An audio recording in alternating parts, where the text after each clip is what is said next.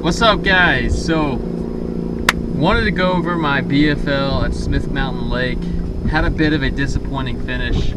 I'm out here at Falls Lake today to hopefully heal up some of those wounds, but just did not have the tournament that I was hoping to have. I had a really great practice, and by great, I didn't catch a ton of fish, but when I caught a fish, it was the right caliber of fish. I think I might have caught one fish under 3 pounds, but I only caught maybe 5 keepers in practice. First day of practice, basically was chunking around a giant swim bait around bluff walls for several hours. Got a late start because I had some boat issues, which happens. So didn't have like a full day of practice, but I caught a 7-pounder. I jumped off a 5-pounder and I caught a 3-pounder. All those fish came off a giant 8-inch mag draft swim bait. This big guy right here. Went to a little tackle shop up in the Roanoke. I can't remember the name of it. I want to say it's like Captain's or something like that. I'll let you guys know what it was. But I was looking for the mag draft 6-inch swim bait, and he said he sold out in like 2 days, and he only had the 8-inch. But he assured me that people had been catching them on that 8-inch, so I bought it.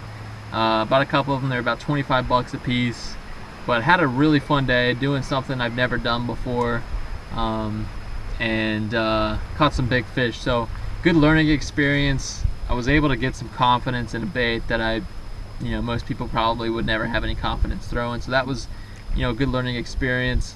Then the next day, Friday, I wanted to focus a little bit more on getting a few more bites. Kept throwing a swim bait, but downsized to a little 5-inch hollow body swim bait on a 3/8 ounce head, and basically was fishing that almost like a spinner bait. Making targeted casts, accurate casts, and power fishing. And didn't start doing that until probably later morning, and I caught 2 or 3 good sized keeper, like a 3 and a 4-pounder, and I think a decent smallmouth. And by 2 o'clock I was just super tired, worn out, and decided to call it a day. So going into the tournament, the weather changed a ton. Not a ton, but a good deal. So it went from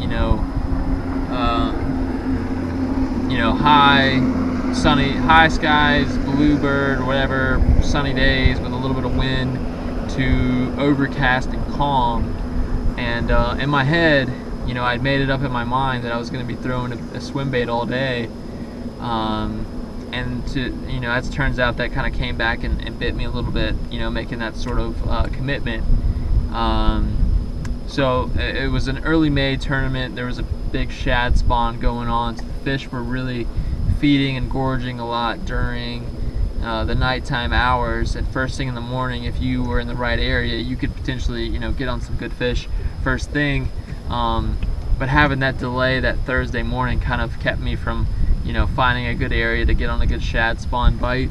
But Saturday morning, first thing in the morning, I lost like a 2.5-pounder on a gunfish,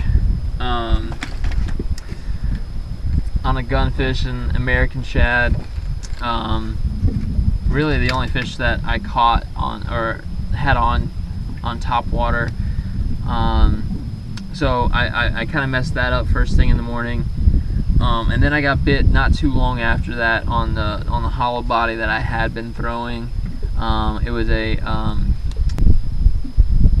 I can't think of it right now, but it's just a 5-inch hollow body swim bait.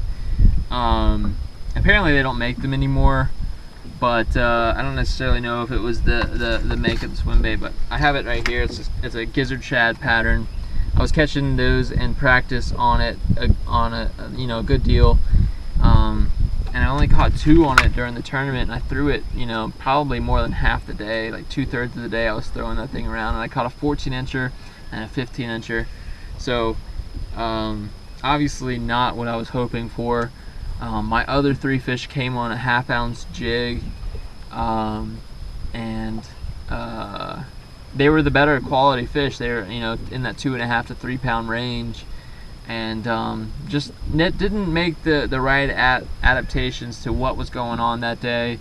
It being overcast and calm, I needed to slow down and sort of fish a little more thoroughly than I did.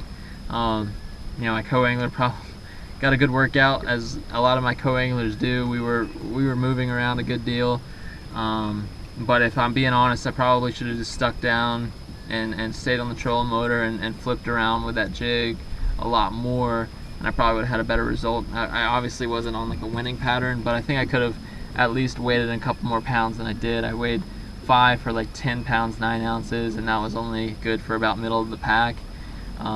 But I think if I kept that jig in my hand, I probably could have finished, I think I could have had like 13 pounds and finished not necessarily in the top 10, but maybe close to that check cut. So obviously a little disappointing. Fishing Smith Mountain Lake is a place, I really like to fish. I have a lot of confidence there, and just did not have the tournament that I was hoping to have, given how bad I did at Carr Lake. Didn't post any videos related to that, but basically everyone and their brother, mother, sister, daughter, son caught them at Carr Lake except for me. So kind of dug myself a hole, but we made up some points at Smith Mountain Lake. Coming to High Rock this next tournament, if I have a good tournament there, I'll be in position to have a good, be in good point standing, so that'll be good. But yeah, my jig, it was a 1/2 ounce Terminator jig. I think the color is called Blue Olive, and then I put like a little Zoom chunk on there, and basically was just fishing that around wood. The biggest mistake I made was when I finally had 5, instead of sticking to what I was doing to catch 5, I kind of abandoned it and started throwing the big swim bait around, trying to go for that home run. But if I was being smart, I probably should have just kept with that jig in my hand. I had a couple more hours to fish, and just didn't do it. Just didn't make the good decision that I should have made. So I was fishing up the Roanoke, and there's a lot more natural cover up. The further up the Roanoke you go, there's more natural laydowns and stuff like that. And that's what I was catching my fish off of. I wasn't catching off of docks or like man-made like shorelines. I was catching fish off of laydowns and like natural rock and stuff like that. And when I caught my 5th fish, I started running back down the Roanoke and fishing some of that, more man-made stuff, and it just wasn't happening for me on that. So, in hindsight, should have kept the jig in my hand. Should have fished further up the Roanoke, and seen where that had gotten, where that would have gotten me. But you live and you learn. Looking forward to my next tournament at High Rock. That's just in a couple of weeks, so be on the lookout for that. I appreciate you guys. If you haven't, please subscribe. I see a lot of people that watch this stuff when I go to these lakes around here. But please, shoot a comment, send me a like, subscribe, do all that good stuff, and maybe one day I can make like a quarter off of these videos. So appreciate you guys, and I'll see y'all here before too long. We're fishing High Rock these next couple of weeks, so be on the lookout for some of that content. And like I said, appreciate you guys, and I'll see y'all here soon.